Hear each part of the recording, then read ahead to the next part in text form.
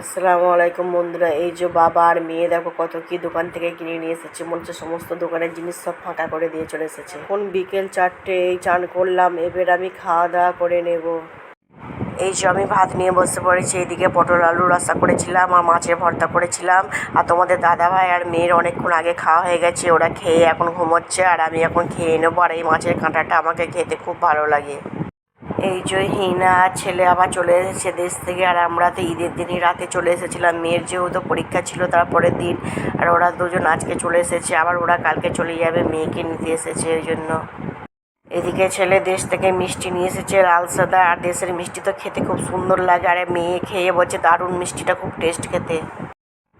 এই যে শাশুড়ির ভালোবাসা, দেশ থেকে দেখো কত কি পাঠিয়েছি। দেশি মুরগি একবারে পরিষ্কার করে একবারে পাঠিয়েছে। এইদিকে কপিস মাছ ছিল নিজে না খেয়ে তার বৌমার জন্য পাঠিয়েছে।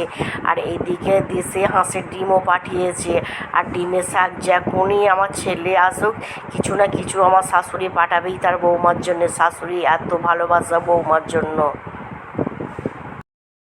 একটা ডিম ফেটে গিয়েছিল, ওই জন্য ভেজে আমি খেয়ে নিলাম, আর খেতে খুব সুন্দর লাগছিল।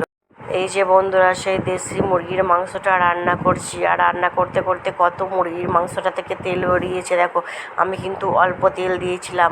আর এইদিকে আলু ভেজে রেখেছি, আলুর সঙ্গে দেশি মুরগির পাতলা ঝোল দারুণ লাগে খেতে।